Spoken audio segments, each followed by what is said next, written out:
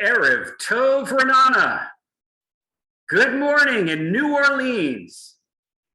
Brachim Habayim, welcome to Friends of Israel, friends of ours from around the world today. My name's Wayne Firestone. I'm thrilled to be with you here today to talk about a topic that is very close to my heart, and that is the impact of the sector known as the nonprofit sector, the third sector, the independent sector. All of those different names maybe bring to you different connotations of the work of people who are mission driven, who believe in something often at a great challenge to themselves and their families to stand up and make sure that their voices and the voices of others are heard in unique ways. We're going to learn and explore that deeply. Before we do that, a crowdsourcing moment for those of you that are familiar with different nonprofits in Israel, in the United States, wherever you live. Put it in the chat, an example of a nonprofit that you think is sort of the gold standard, an example of a nonprofit that is having impact, because part of what we're trying to do is share and really be a community resource.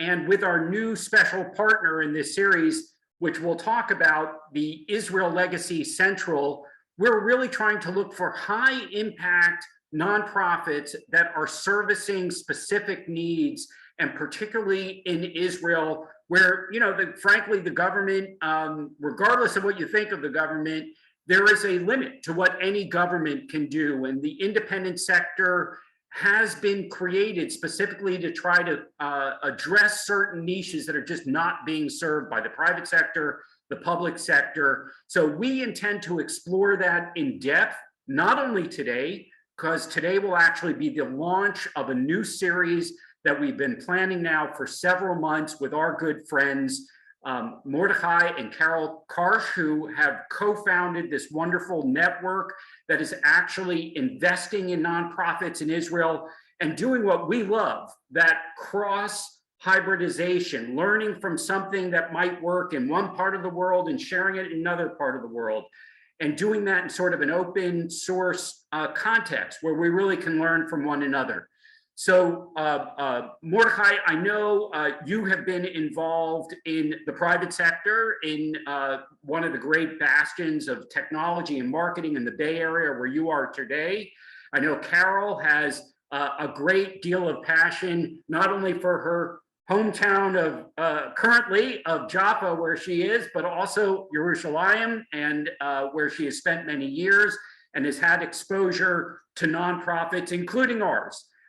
We're very proud to have Carol as a board member and supporter of American Israel Friendship League in Israel, and having gained a perspective that's broad about the Israel scene.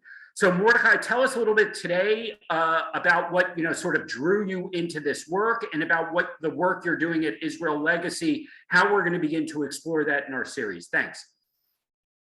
I want to thank American Israel Friendship League for putting this amazing program together. Today, you'll hear from two dynamic organizations who, like so many other nonprofits in Israel, are working every day to build a vibrant, equitable, and resilient country. We created Israel Legacy Central to connect supporters everywhere and fans, and put in motion a sustainability plan for the future. In Israel, we're working side by side with some of our nonprofit partners, helping them to incorporate legacy giving into their overall fund development strategy. It's been a great experience.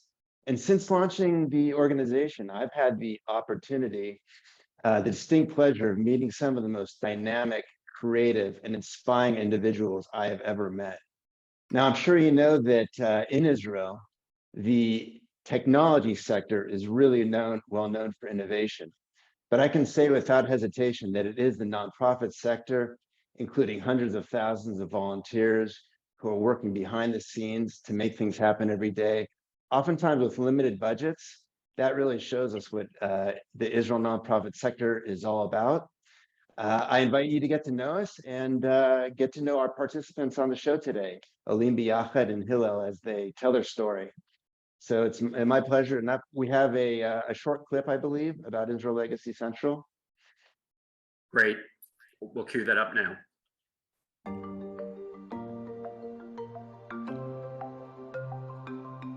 Israel Legacy Central is pioneering the movement to bring legacy giving to Israel. Known as the third sector, Israel's nonprofits contribute over 152 billion shekalim to the economy, or about 5.5% of gross domestic product, making it the third largest after business and public sectors. Home to some of the most innovative nonprofits in the world, Israel's philanthropic causes are a force for change that count on 1.3 million employees and dedicated volunteers, about 16% of Israel's total workforce. From social services and education to sports, science, and the arts, the nonprofit sector is uniquely integrated into Israeli society, supporting the work of the government to provide services to millions of individuals every day. The idea behind Israel Legacy Central began 20 years ago when Carol Karsh, a pioneer in Jewish legacy development in the U.S., envisioned bringing the success of the U.S. legacy giving model to Israel. That vision is now a reality. Today, we're working side by side with Israeli nonprofit leaders to provide them with the skills, know-how, and support they need to incorporate legacy giving into their organization's operations and long-term planning. Our mission is to connect passionate Israel supporters everywhere with Israel's philanthropic causes and help ensure the long-term sustainability and success of Israel's vibrant nonprofit sector. Get to know us and the philanthropic causes that call Israel home. Mordechai, thanks so much for sharing that little bite-sized view of what turns out to be a very large sector that we will be exploring together. And we are so pleased to just jump right into this series by looking at two impactful nonprofits that we've learned about through the Israel Legacy Central Network. I want to give a shout out to Hagit Shamli, who helped us put together this series as well and worked with each of the two nonprofits in Israel that you're about to hear from today. Today we have a plethora of Chagitot. Our first speaker from Olim Beyahad is Hagit Yaari. She's a vice president at Olim Beyahad, and she will share a little bit about the organization to introduce it, and then we'll show some images and meet someone who's working with actual graduates in the network as well. Hagit. So thank you for having me. We are really honored, Isharig and I, to be here. My name is Hagit Yaari. I am the VP of Resource Development in Olim Beyahad. And I have been here for the past 4 years. I've worked all my life in NGOs, and I really want to thank Wayne for talking about our sector like you did. We are making an effort of changing reality in Israel, and I hope we're going to make a mark. I just want to talk about our organization for a bit. We have an amazing graduate of ours talking after me. Does everybody see my, I don't think you see my, I'm sorry, I'm trying to put up our, yeah, this is it, sorry. So the organization deals with both sides of the coin. I represent the white side of the coin. I had no idea what the Ethiopian Israeli community is before I came to Olim Beyahad 4 years ago. And I had certain perceptions concerning the Ethiopian community. And I have to say that I have changed my perception. And this is the way that we work. We change the Israeli society's perception towards Ethiopian Israelis. We do that through increasing the representative of very talented and successful Ethiopian Israelis within the workforce. And that assists them in social mobility while representing the community in a different light than what the Israeli society looks at them. We are talking only about 160,000 people. I have never worked with Ethiopian Israelis, not because I'm a racist and so on, but because I didn't have a chance to meet Ethiopian Israelis in the workforce. So what we do is really understand that we need to put the best and the most talented in the forefront of the workforce. Just to get an idea of what we're dealing with, we have a community that came here, started to come to Israel 40 years ago. And although they are highly employed, they are what's called underemployed. They worked usually in very low income jobs. The majority of the community works in services and unskilled professions. And we can see by this data that unfortunately is pretty static since 2019, that we see a real wage gap.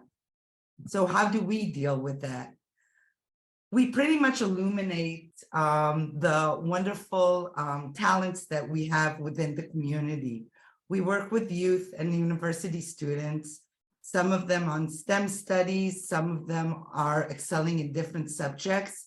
We assist them financially, but also really connect people and create this network of very successful people. We give assistance to youth who want to be a scientist. I'm very proud to say that one of our participants just got into a very, very prestigious program and is on his way at the age of 17 to become a scientist being trained in the Weizmann Institute of Science. We work with university graduates. One of them you're going to meet later. We provide tools and knowledge that all university graduates would love to have in that bridge, walking that bridge from university to the workforce. But the main thing that we do is we assist people in finding connections within the workforce, planning their career very, very carefully, and also really building their career throughout life. All these people become part of our graduate network. They are our ambassadors. Today, we have more than 1,400 ambassadors throughout the workforce. Some of them are already executives and have become mentors for our participants and are really successful and are bringing more and more volunteers into our organization. Some of them are mentors for our youth. Some of them are part of our board, and they are very, very active within the community itself and society. All this cannot be done without the real help and assistance and there's no words to describe our volunteers. We have more than 2,000 volunteers in our volunteer network. We out of them, there's about 1,600 employers that assist our graduates and our participants. They assist us financially to get into their organization and fundraise from that organization. And they are a real central part of the way that we change the misconceptions concerning the community. Another way that we change the misconceptions in the community is through media. We increase the representation of Ethiopian Israelis, the positive representations of Ethiopian Israelis in the media. We work with very central media personnel, such as reporters, editors, and so on. Today, I'm happy to say that we also train Ethiopian Israelis in order for them to be interviewed and become part of the media discourse, and through that changing the misconceptions.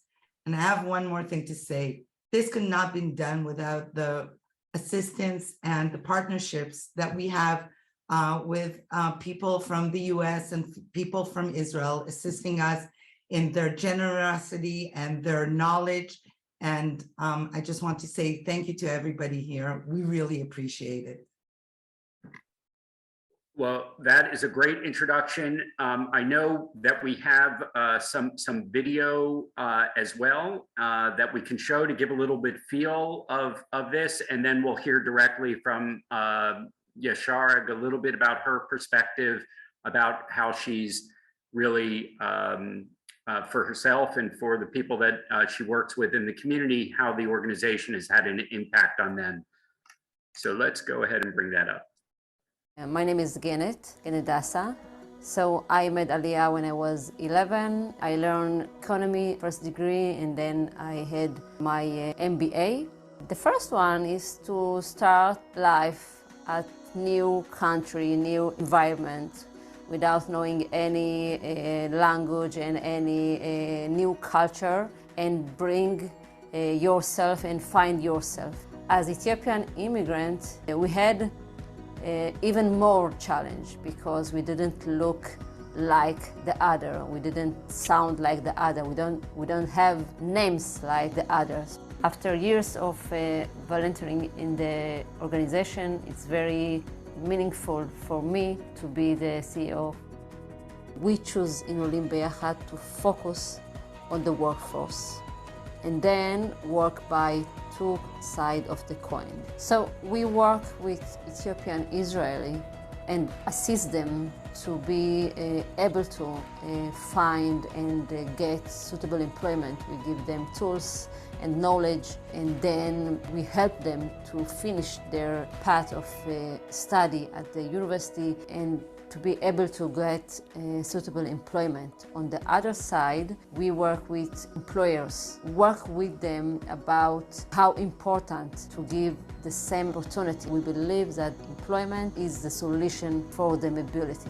Very important goal is to change the perception to Ethiopian Israeli workers or to Ethiopian Israeli society at whole.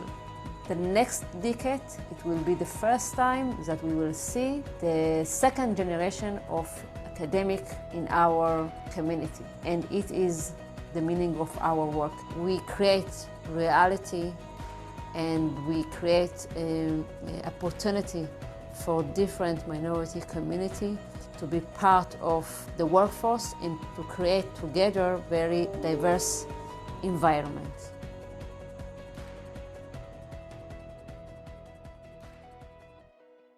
Yesharag, I know you're with us today, even though you're not feeling 100% today, but we are 100% Me'achuz, excited to have you with us to hear in your own words, as your Mankal, the CEO, was talking about, someone who started out as a volunteer, someone who believed in the mission and is now allowing for an ownership of the challenges as well as the paying it forward part to for a next generation of Ethiopians. So we promise not to strain your voice too much, and we'll listen really closely. Thanks for being with us. Tell us a little about the graduates that you work with and why you have that big smile on your face, even though you're not feeling so great today. Thank you, Wayne. I'm having the smile because I'm really happy to be a part of this wonderful webinar. I'm going to tell you a little bit about myself, and then I'll tell you my connection to Olim Beyahad, and hopefully I will be able to explain how wonderful this organization is. So my name is Yesharag. I was born in Ethiopia. As part of Beta Israel, to those who doesn't familiar, is a community that has preserved their Judaism for more than 2,000 years. I was born in a village in an area called Belabua. My mother tells me that we had a good life. I mean, I don't remember, I was a baby. But she tells me we had a good life there. We had land and cattle. Life was good overall, and we were happy. Despite the anti-Semitism that was present in the African country, all the Jewish community lived in the same area as an extended family. But it wasn't home. Life there was temporary. We were waiting for the time to return to our homeland, Israel. The longing for Israel, which was nestled in my mother and in all the members of the community, was centered around Jerusalem. We learned about it, sang about it, and meditated about it all the time. Even in the face of anti-Semitic action and the daily worries, we knew that we had an internal compass, Jerusalem. This belief set in motion the Great Aliyah, as well as the almost, in my eyes, the almost senseless act. My mother, who was in her early 20s at the time, packed few belongings, tied a 9-month-old baby on her back, that was me, and within a few hours left everything behind. By the way, today I'm a first-time mother. My daughter Danielle is 9 months old, and the age I was when we went to honor our journey. As a mother, I can't even imagine going through the same ordeal. My mother just left most of her family behind, and with almost no preparation, took me on a journey to Sudan by foot in order to reach Israel without knowing if she or her child will survive.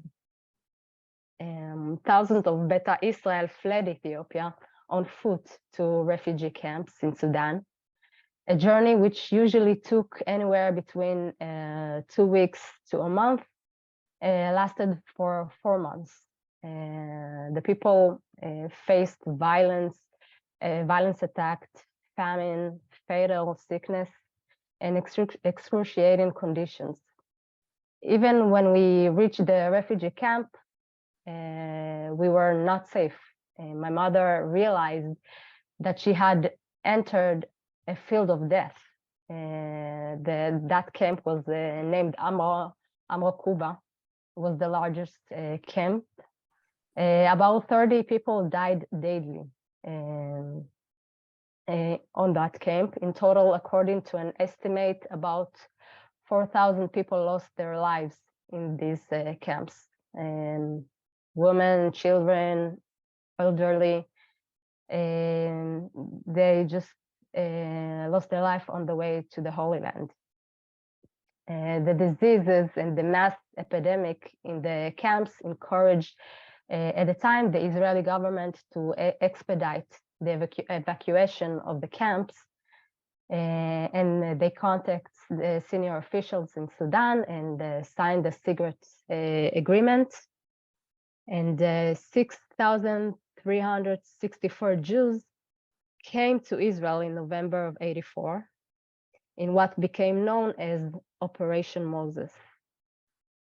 We arrived to Israel to an observation center in the north. The dream of returning home for my mother turned out to be a rude awakening. I can only imagine what my mother went through. On the one hand, fulfilling her dream, and on the other hand, coming to a new modernized country apart from most of her loved ones, traumatized from the journey and embarking on a difficult journey toward integration. From a minority as a Jew in an African country to a minority in the Jewish land, having herself and her family Judaism questioned and facing severe racism. When we arrived, I was given the name Shira. Shira, if you're familiar, it means poetry. And I think they gave it the name because it sounds familiar, but it has nothing to do with the meaning of my birth name. She accepted the name, hoping that it will make me Israeli. And as I grew up, all I wanted was to belong. I embraced my new name and even asked my mother, she remembers it till this day, to not speak Amharic to me. And through my life, my family and I faced numerous racist incidents. Our Judaism was constantly questioned, and the community itself started to resist and protest institutionalized racism, discrimination in all walks of life, and mainly police brutality. In 2015, when I was a university student, a video of two police officers harshly beating an Ethiopian Israeli soldier hit shockwaves in the community. The community that was seen as quiet and polite. Just people went out to the streets. And for the first time, I found myself protesting. The incident of that soldier was familiar to many of us, many of us who are profiled and harassed by the police. It is a natural for police officers to be more suspicious of them. That was said by the police commissioner at the time. There is a high incarceration rate within the young Ethiopian Israeli population. Young people that have no chance or future because of their police record. We are, now it's different for us. We are a new generation. We don't ask for equality, but demand it. And although we face police violence and discrimination, we are, I find, united and have embraced our power, our heritage and culture. I myself had that transformation, and today I go by the name Yeshareg.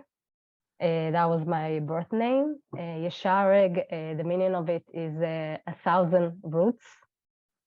I was the firstborn of my parents, and they were from very far different areas, and I was connecting them. There was 1,000 roots or connecting between them. And it was around that time when I was introduced to Olim Beyahad. I was finishing my studies and needed guidance, making my first steps in the workforce. The thing that caught my eyes was that they presented a strong vision of the community, illuminating excellence and social awareness. During my training, once I got into the program, I received tools and crucial knowledge. But I think that the most powerful thing for me was the extraordinary group of people that I was a part of. Excelling university graduates who strive to get to the top and change society for the better. I became a part of a network of graduates that are changing the Israeli reality. Olim Beyahad graduate network allows us to pave a future for us and our family while making a real mark on society. And now I have this amazing opportunity to be the manager of the graduate department, and know that every day that I go to work, I have the privilege to really make a difference, not only for my community, but for the Israeli society. And thank you. Wow, you have touched our hearts as well as given us so much today. I'm going to resist the temptation to jump in to make sure we are able to give equal time to both the organizations today, but please stay with us. There are questions for you, but there is time to pass on a mazel tov from Deborah for your own child of 9 months. So we're all quelling for you. We're a part of that celebration, even as you share some of the really, really difficult challenges you've encountered, your community's encountered, and this wonderful landing that you've made to have an impact, hopefully that will benefit not only your daughter, but for really your entire community. And we're looking forward to hearing more about that. So I think we're going to make this next transition to an organization, Amuta, called Hillel Right to Choose. And just to give a good break, because it deals with a completely different population, a different set of issues, and we will explore both similarities and differences. But let's start first with a clip of so you can get a bit of an understanding about the community that's being served and the unique challenges that they are facing. And then we're also going to hear directly from two of the principals that are involved and have had personal experiences of impact from this wonderful organization. So we're going to go ahead and bring up the first clip and then hear from Avi Newman.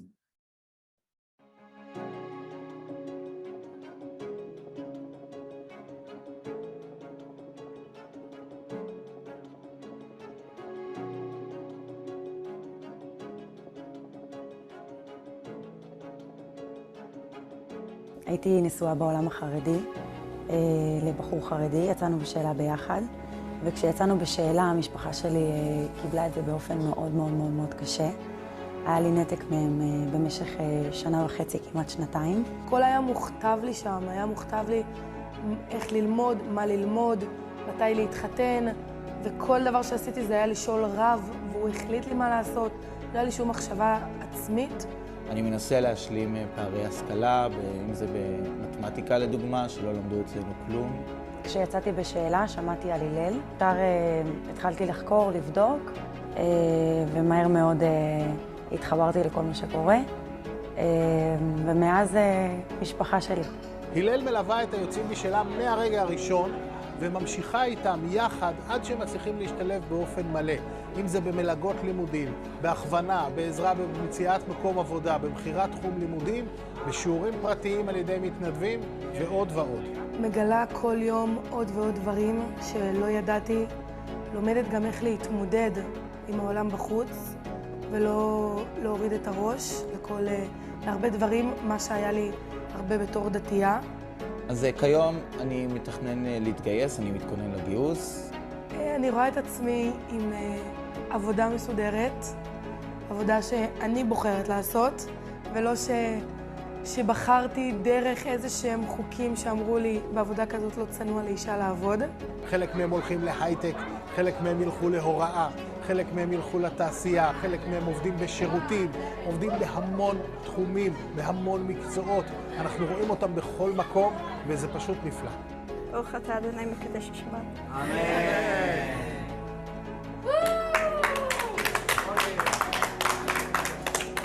עברת את המבחן. אוקיי, מי רוצה מעיין?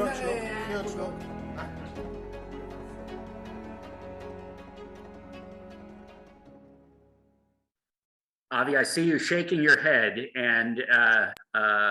and also sort of smiling. Tell us about the organization and your own journey and why this organization has created, such an important niche for people who might not otherwise really even know where to turn or what kind of resources might be available for them. So before I begin, I'd like to thank you for the introduction and also IFL ILC. And I really wanted to express appreciation for what Chagit and Nisharik shared about the work of Olim Beyahad. When I came to Israel in 2001, my first job here was with the Israel Association for Ethiopian Jews. When I was 26 years old. That was my introduction to the nonprofit world here in Israel. So just wanted to express that. And before I turn it over to Shimi, who's going to share his personal experiences of as a Yotzei B'Sheila in Israel, I wanted to give an overview of the community, the organization, and the work that we do in Israel and how we do it. Also, I think it's important right off the bat to just note that Hillel is here in Israel is not connected at all to the Hillel in the United States, which works with college campus students. I know there's a very strong brand there. And we work exclusively here in Israel with the community of Yotzim B'Sheila, those who leave to question, commonly called Yotzim.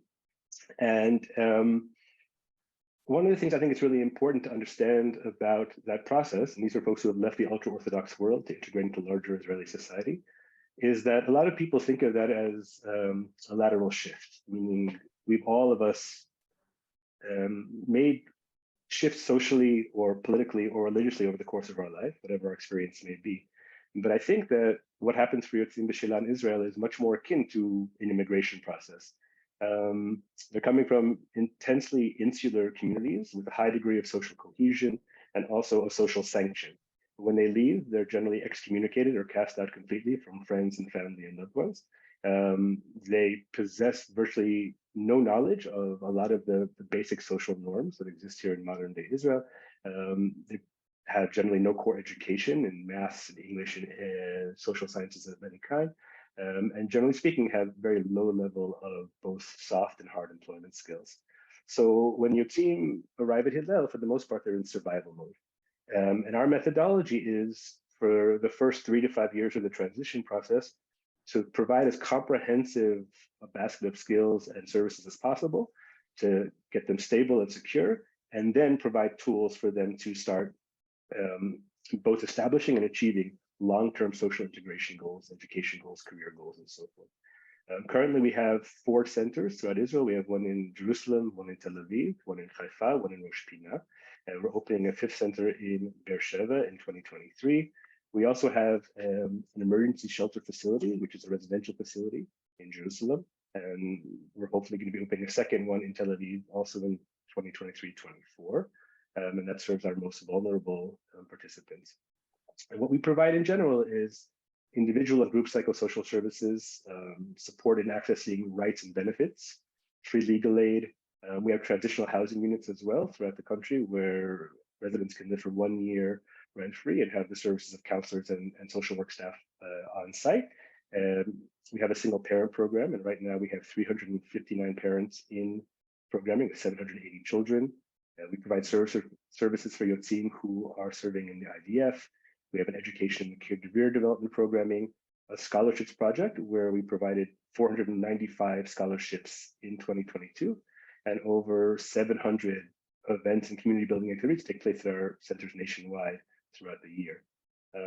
In 2022, we served 3,200 Yotzim B'Sheila, and given the rate of intake just in the last 3 months, in the first 3 months of 2023, we'll approach around 3,900, 4,000 in 2023.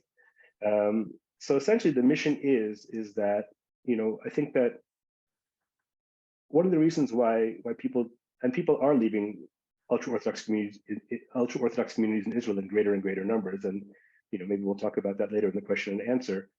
But I think one of the things that stops them from leaving is fear, because there is a huge message going on within the ultra-Orthodox community that if you leave, you will fail. Not only will you fail, you'll be taken advantage of.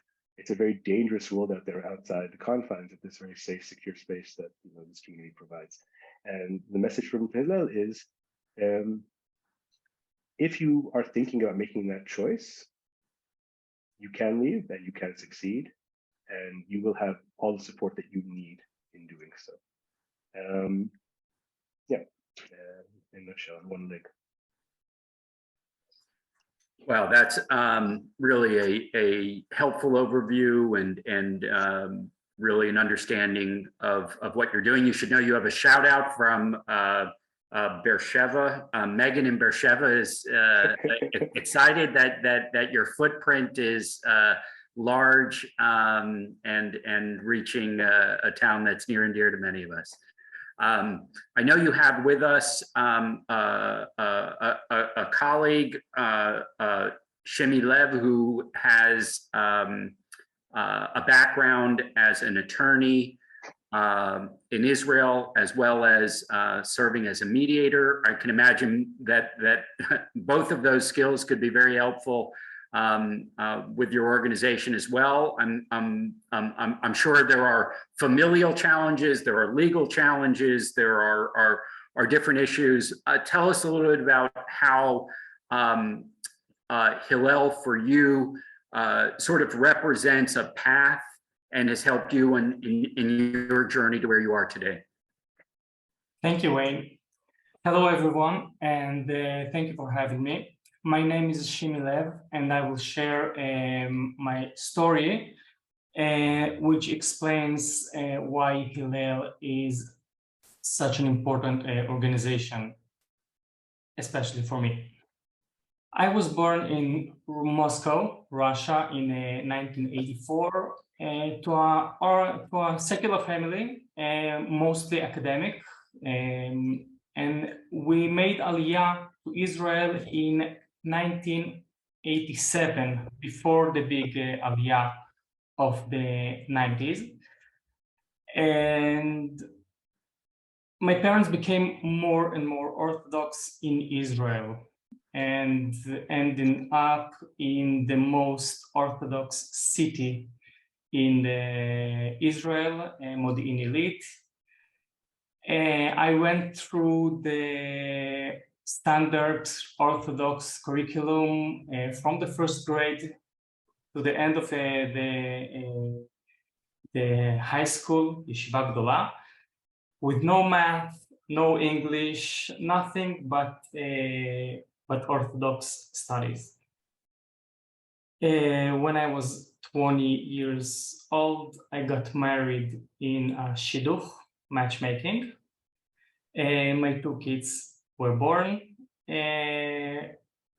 after that, and after 4 years of marriage, I decided to get divorced. And during that time, after my divorce, I decided also to choose my own way and become secular. And this opened a legal hell doors, because my case was managed in the rabbinical court in Israel, and fighting for your rights, for your parental rights in the rabbinical court, it was not easy.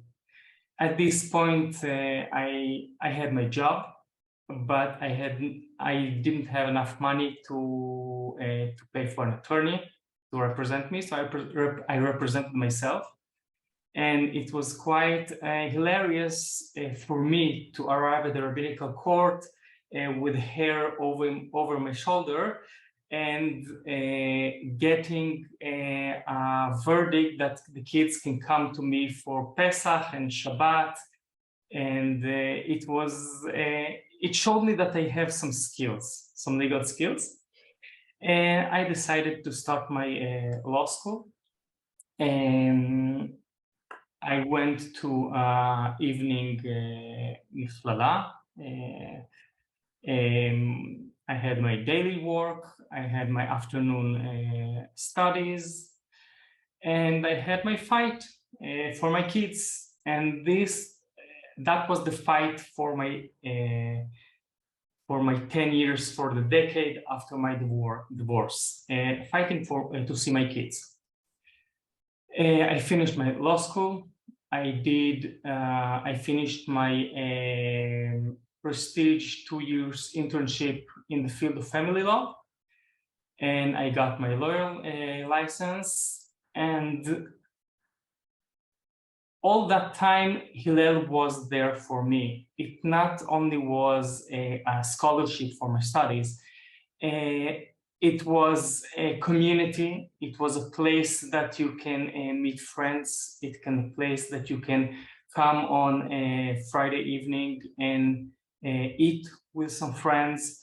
It was family at a certain point. And also I got my scholarship from them, and that helped me to finish my my law school and my internship.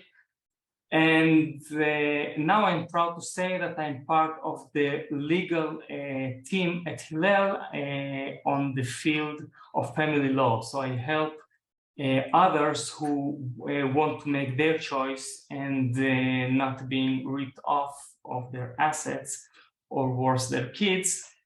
So we are here to help. It's quite a new program, but it's something very good that shows how many struggles somebody who choose needs to go through. And also, as part of my give back to the community, I always have 2 years. I have 2 pro bono cases at any moment in my office, and I do focus on people who changed from the Orthodox community to their own choice.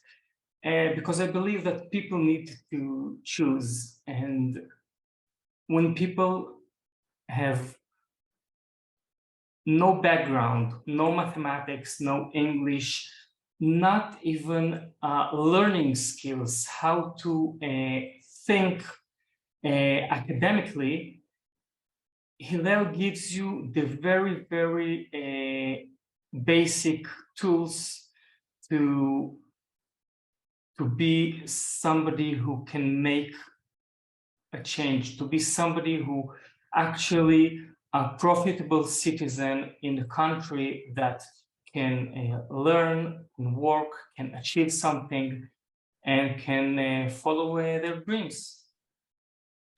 So thank you for having me. That's a short story of mine about me and Hillel. Shimmy, thanks so much for sharing that. As a recovering lawyer, I have a lot of questions for you wearing your legal hat, which hopefully I'll be able to get back to you. I want to, we have numerous questions coming in from the audience and want to invite people at this time. I know we have thrown a lot at you today, and we appreciate the love you're sharing in the chat about just how remarkable these individuals are and the organizations that they're working with. Avi, let me start with you with just sort of a clarifying question that came out from someone in the audience. What indeed is sort of the breakdown demographically of people who choose to leave? Are there more men or more women? Is there a certain age at which you're seeing if people are leaving at this age or starting to ask questions? That seems to be a sort of a trend that you can follow. Okay, so I'll say that right off the bat that 5% of those born into ultra-Orthodox communities in any given year will leave to integrate into greater Israeli society. Let's say, as we had some numbers and data up on the screen earlier, that's about 20,000 in the next decade, 32 in the decade following, and 220 over the next until 2067. In terms of male-female breakdown, if you had asked me 5 years ago, we were seeing numbers of about 60-40 male to female, whereas in the last 3 to 4 years, that's equaled up to 45% intake of new participants, male and female. I think that one of the reasons why, traditionally speaking, men were leaving at higher rates was because in general, men have more mobility, social mobility in the social sphere, the public sphere in the Haredi community. Also, they get married later. So for example, women in the Haredi communities get married 16, 17, 18, whereas men will be in yeshiva till 21, 22, 23, whatever it is. And obviously, once you're married and you have children, as Shimi's story attests, it makes it much more complicated to leave. I'm actually blanking on the other part of the demographic that you asked me. Age.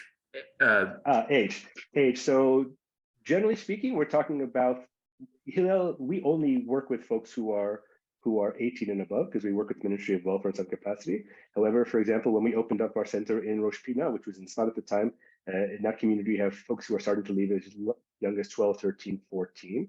The primary age range to leave is generally about 17, 18 to I mean, we have people in programming who are now living in 30, 40, 50 years old, but the norm is between, the median is probably between 18 and 27.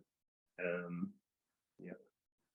Okay, I'll try to move around and we'll see as many of the questions as we can cover. There was an early question we had, Yasharig, about parallels between the struggle and the challenges of the Ethiopian community in Israel with African Americans. You gave the example of the police action that mobilized both you and others at the time. Obviously, the parallels on the timing with Black Lives Matter and other race-focused issues in the United States. Can you share with us a little bit about just that timing and your own thinking on that? Whether for Litov or Larad, whatever that has meant for you.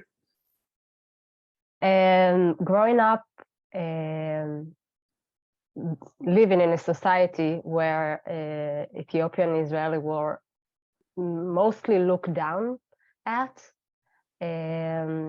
I remember myself and the people around me are more connected to the African American culture in the US. We were looking up to them, we listened to the music, they were talking about the same struggle. So that connection or that similarity was there early on for me and for my surrounding. I remember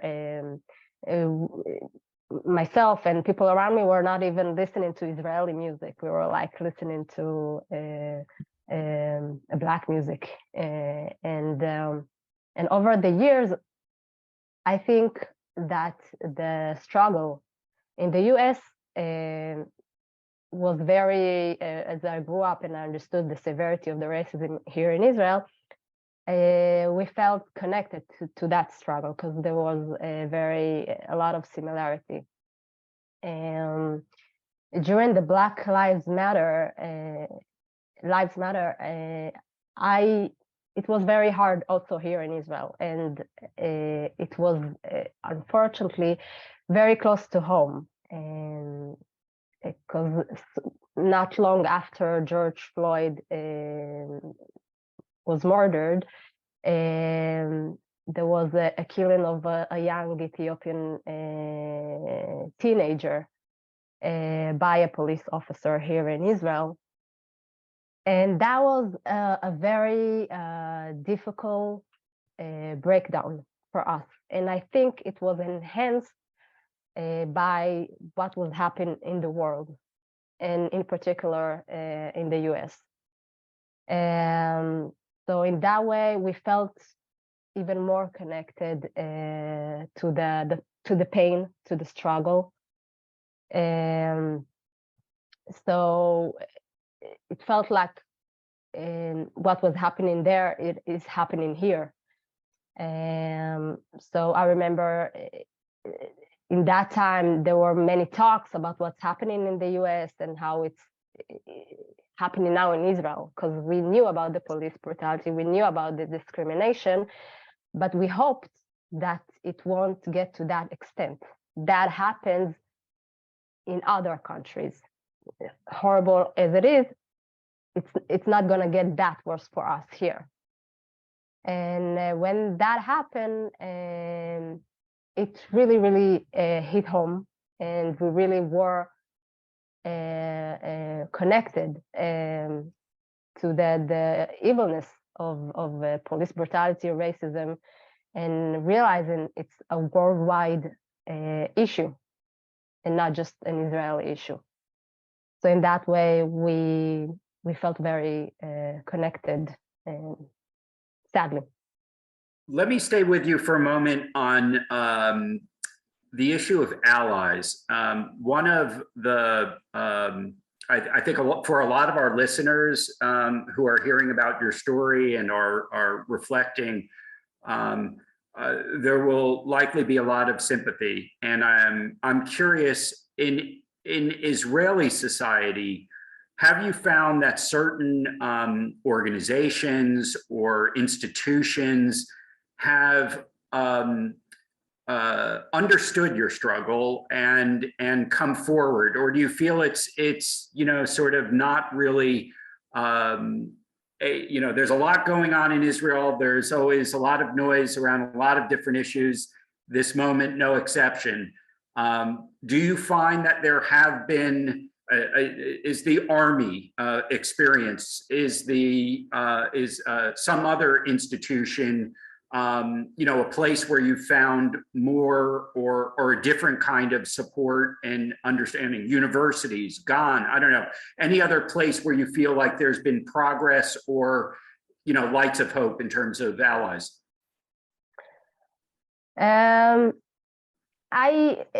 At a certain point, the army was that for Israeli Ethiopians. That was the place where we are all equal. And sadly, over the years, we learned and realized that there was issues there also.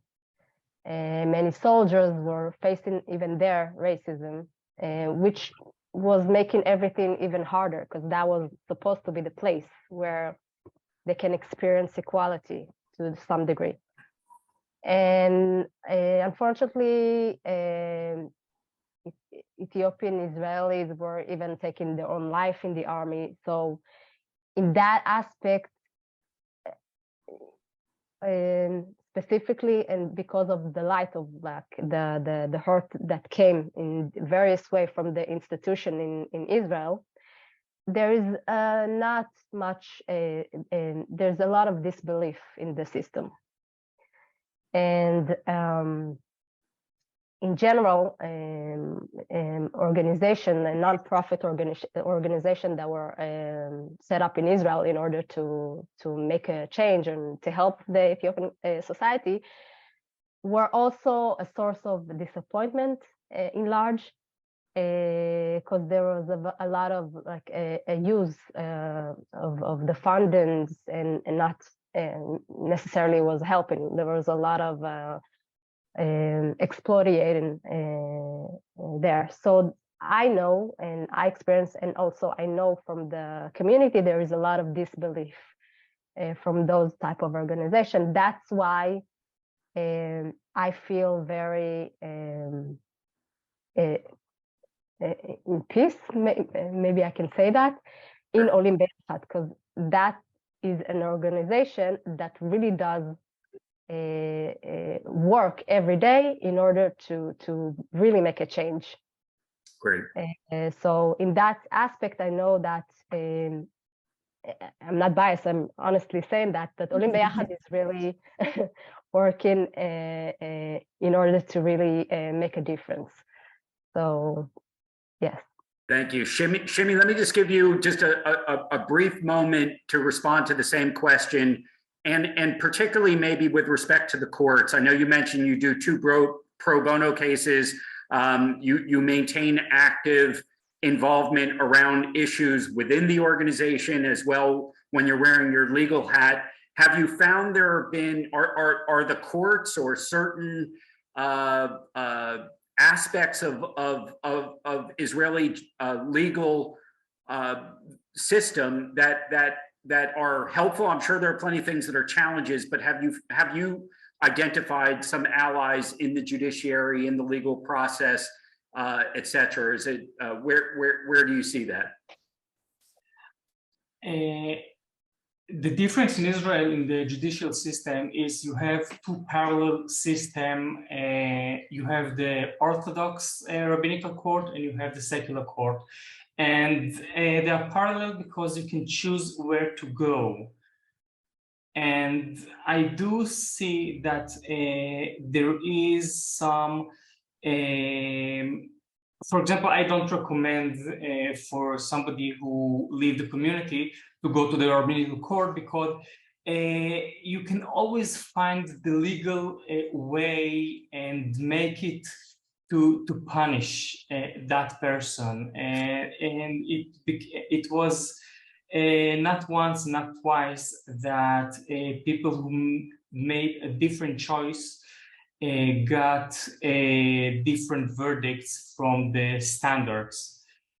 But in the last 5 years, I do see that even the rabbinical court in some point understands that people can choose, and it is less harsh than a decade or 2 decades ago.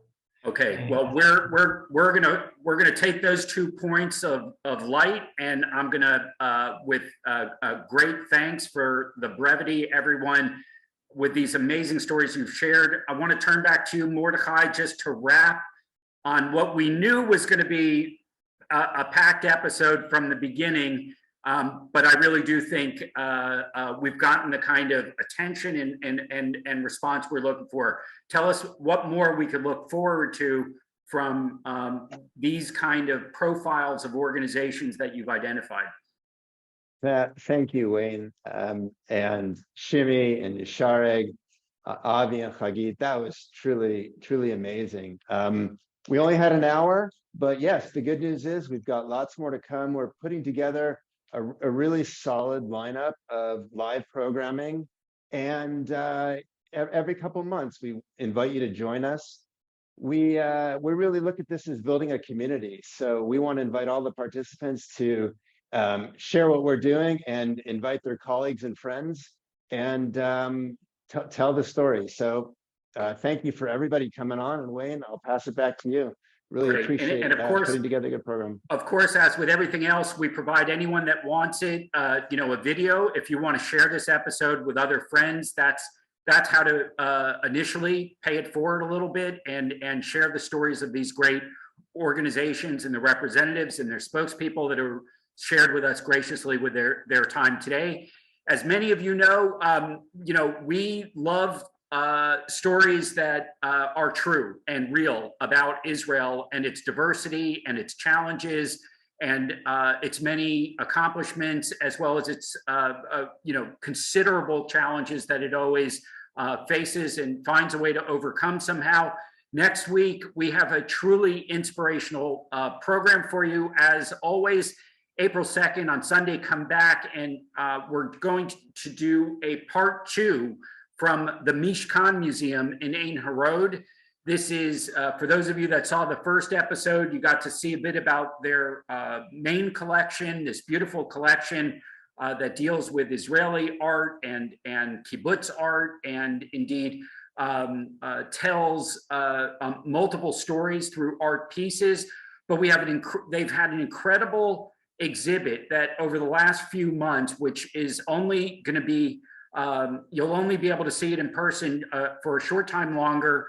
It is called Man, Spirit, and Peace, and it is a focus on a very specific multi-generational family, the Abu Shakran family. It opened Limrot HaKol, despite everything, and it has really been an incredible sharing and connection point between Jewish and Arab and Muslim communities from the Triangle area and in that part of Israel. We invite you to come back. If you didn't see the first episode, you can see it on the YouTube channel, but it doesn't matter. It's a standalone episode. It's a tremendous story. We hope you'll come back to see us again.